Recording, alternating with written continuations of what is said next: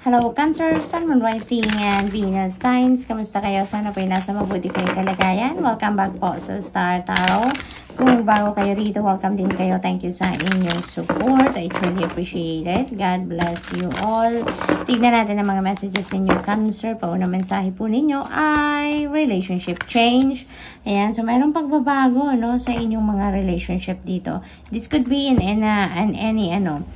any kind of relationship, no? Maaring relationship ninyo ito sa isang kaibigan, relationship ninyo ito sa kapamilya, relationship ninyo ito sa inyong person, relationship ninyo sa isang katrabaho, sa boss ninyo. So, maaring iba't iba, no? Depende sa inyong sitwasyon. Maraming klaseng relationship. So, depende sa inyong sitwasyon, Cancer. So, good luck to that, no?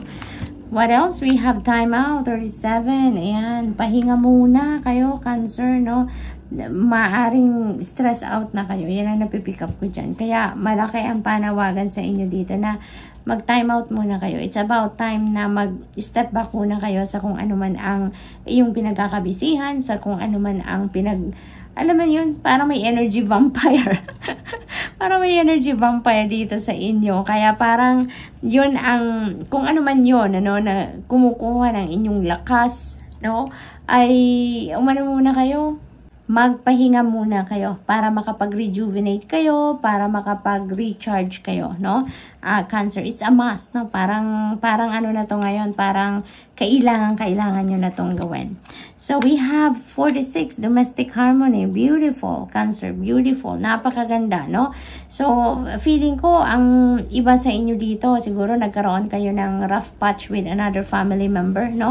Or kasama ninyo sa bahay. Maaring may hindi kayo pagkakaintindihan in the past. Pero ngayon, ano, everything is going to be fixed na. Magiging okay na ang lahat, no? Yung ganon. Kaya, it feels like, Cancer, na magiging maganda ang sitwasyon ninyo sa bahay ninyo sa ngayon, sa pamamahay ninyo. Everyone is going to be in good terms na. Yung ganon. Mas closer, mas masaya, mas ano na kayo ngayon, maganda ang samahan, mas solido siguro ang inyong magiging samahan na sa ngayon. We have physical activity. Yan, Cancer, may physical activity na tayo. Kaya talaga, ano, ang feeling ko dito, kailangan nyo na talaga mag-time out. Kasi maaring marami ng imbalances dito na nangyayari sa buhay ninyo. At nagmamanifest na yan siguro sa inyong katawan, sa inyong sarili, sa inyong nararamdaman, sa inyong kalusugan, no? Maari ang iba sa inyo dito, you know, nasa siguro nag-work from home kayo, no? Maaring ganon. Kaya hindi kayo nagkakaroon ng panahon na para mag-exercise man lang. Kasi syempre, pag nasa loob na tayo ng bahay, kung wala naman tayong exercise equipment sa bahay, or kung tamad na tayo, di ba? Nakakatamad.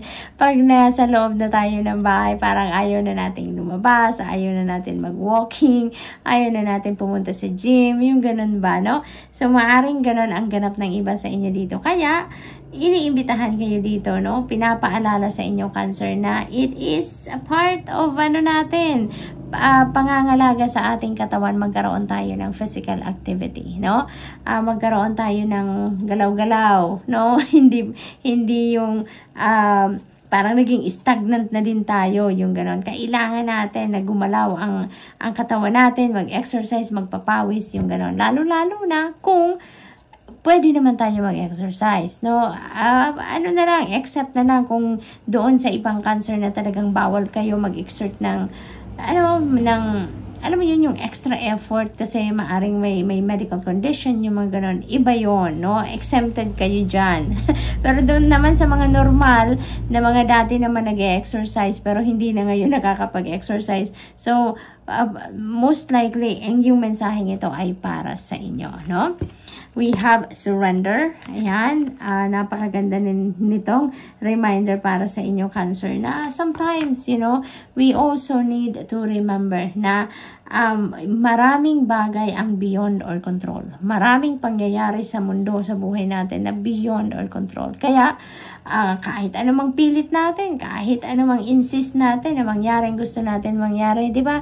Kung hindi yan ukol, hindi bubukol talaga, no?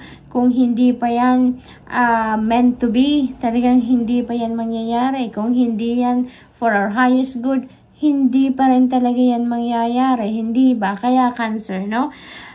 Ang reminder sa inyo ngayon, surrender. Surrender to the natural ebb and flow of life. Surrender to God. Kasi maaring ngayon nag-i-struggle, parang may struggle kayo about something sa buhay ninyo, no? And maybe, you know, hindi kayo nagkakaroon din ng kalinawan sa isipan ngayon. Kasi nga parang there is an imbalance sa sarili ninyo. Kaya medyo magulo siguro ang isip ninyo.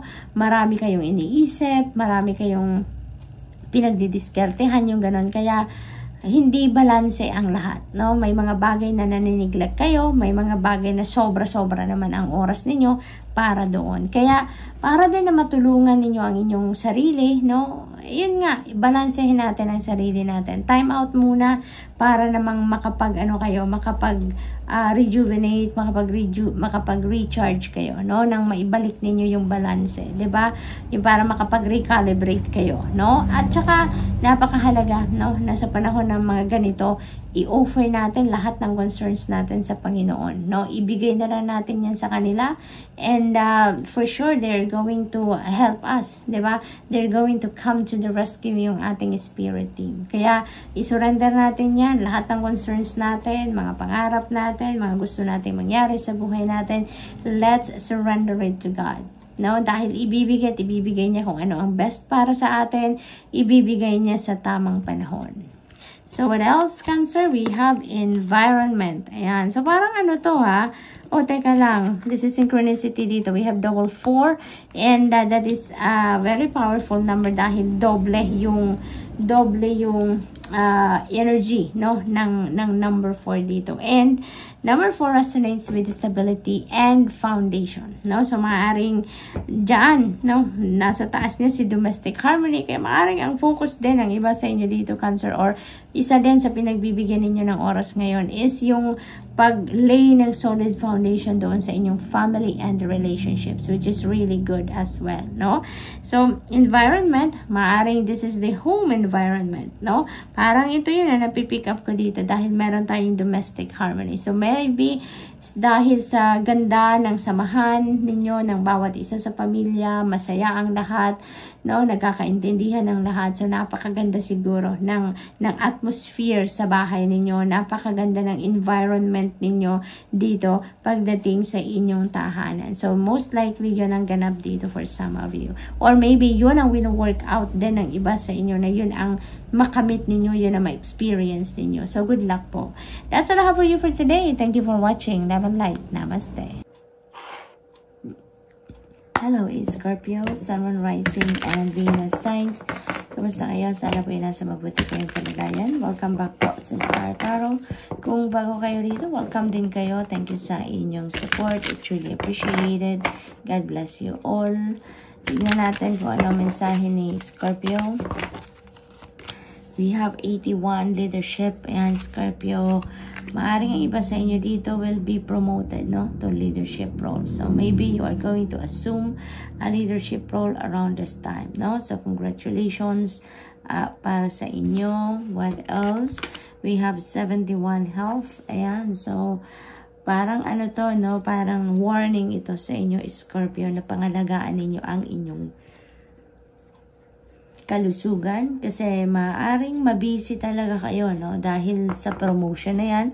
So, maaring mabisi kayo, maaring marami. Siyempre kasi, di ba, yung leadership comes with a big responsibility. Kaya maaring dumami ang inyong gagawin, dumami ang bibigyan ninyo ng pansin dito. Kaya siguro, maaring hindi ninyo na mapangalagaan ang inyong katawan, ano? Maaring yan ang maging least priority ninyo, yung inyong health. Kaya this is a warning for you, no? Na ganun pa ba na mangyari, ma-promote ka man ngayon sa mas mataas na posisyon sa trabaho ninyo, dumami man ang inyong responsibilities, always make sure na you are going to take care of your health, no? Kasi alalahanin din ninyo, Scorpio, na kung nasa top of your health kayo, you will be on top of your game as well. Kaya, kailangan talaga na i-prioritize ninyo ang inyong health, yung inyong well-being, para nang sa gayon, ma-perform inyo din, 'di ba? Ang lahat ng inyong obligasyon, responsibilidad, at kung ano-ano pa, kung malusog kayo, kung kung in good shape kayo, no? So this is a beautiful reminder para sa inyo. We have number 9, completion. Ayan. So may mga bagay din kayo dito na tatapusin na, no? Or magtatapos na, maaaring proyekto 'yan, maaaring pag-aaral, trabaho. These things are going to come to an end na dahil kompleto na, makukompleto na nyo na. Maaaring merong accomplishment na dito or meron ng ma-achieve kayo dito. Kaya meron ng completion energy, no? Meron ng matatapos. So, congratulations din dyan. We have number 56, relationship change. Ayan. So, yung relationship change naman na ito, Scorpio, this is not limited to love and romantic relationship. Maaari din na meron dito mga pagbabago within your relationship. Pagdating din sa mga relasyon ninyo with your mga kaibigan, relationship ninyo with your boss, relationship ninyo with your katrabaho, or relationship ninyo with your kapamilya. So, maaaring may mga babaguhin kayong dynamics dyan sa loob ng inyong mga relationship dyan. Kaya, meron tayong ganito, no? And for sure, it will be for the better, diba? It will be for more harmony siguro para sa inyong mga relationship, ang mga pagbabagong ito. We have 37, time out. Ayan. So, looks like related ito dito sa number 71, energy, Scorpio, na kailangan talaga ninyo ngayon mag-time out. So, maaaring, maaaring this is a parang paghahanda din ninyo or paghahanda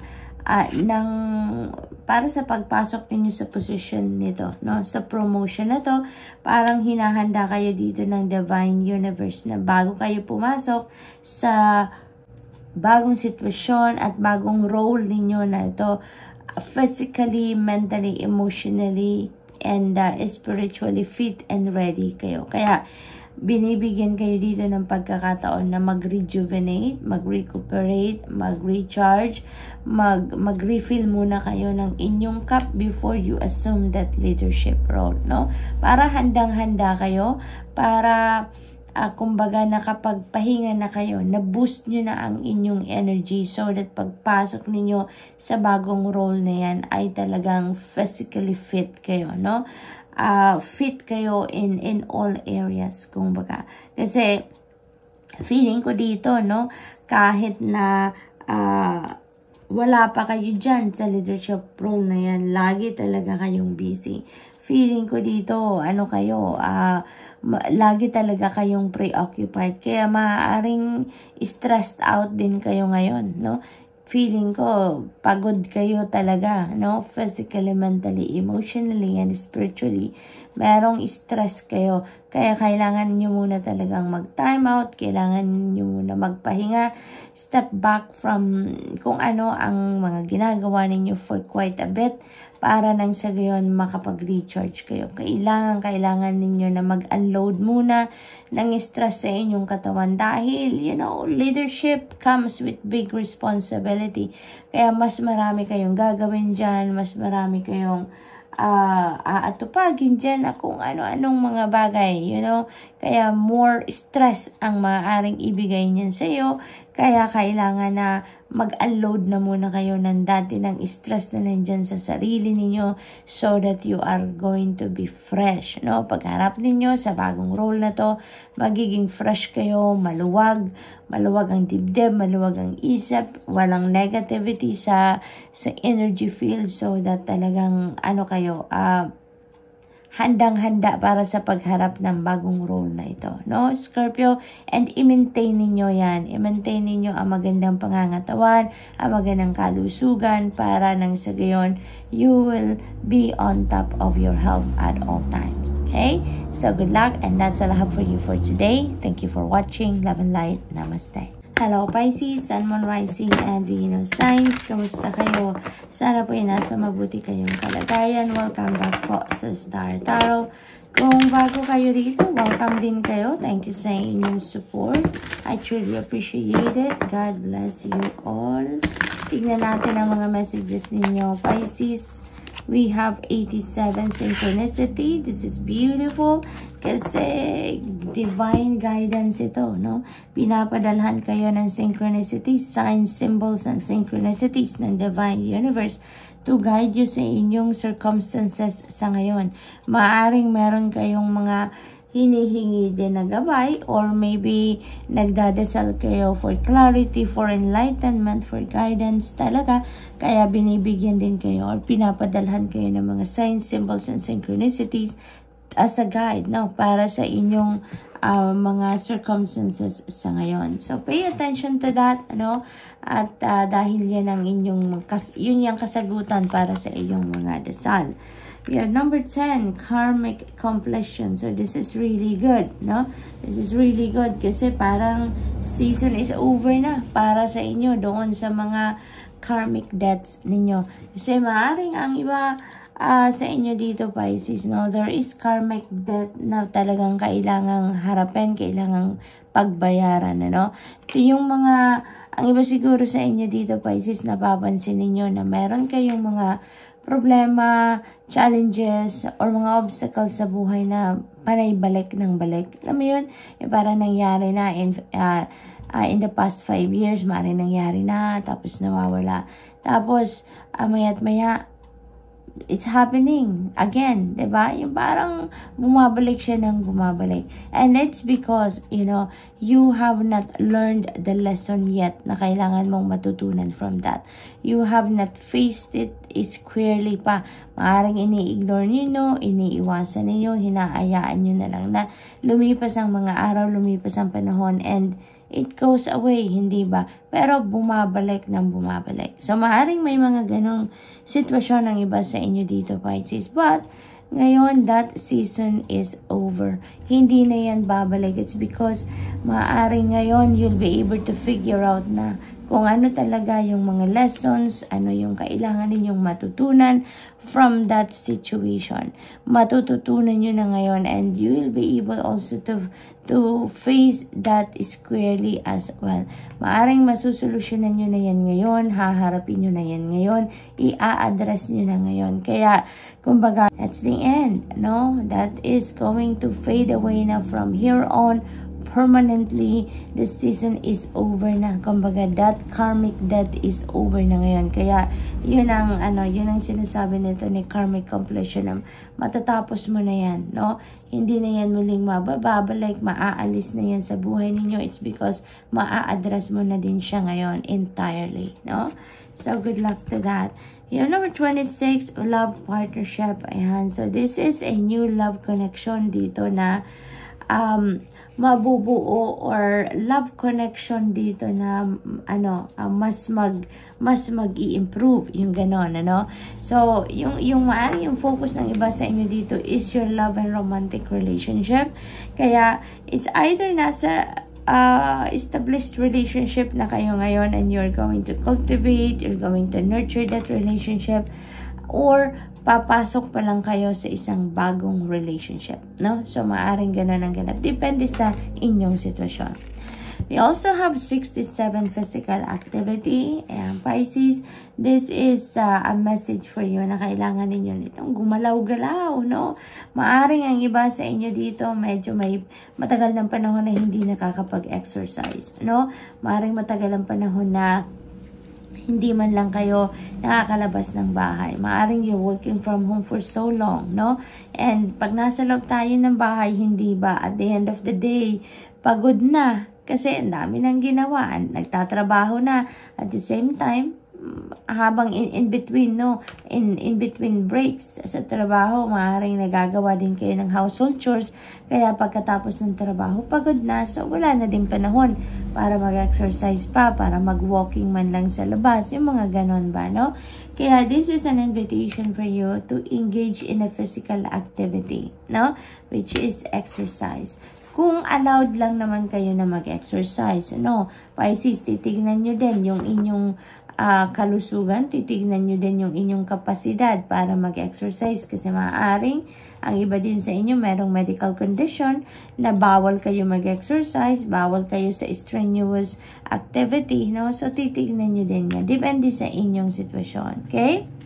What else? We have intuition. Ayan. So, speaking of synchronicity, this is synchronicity, Pisces.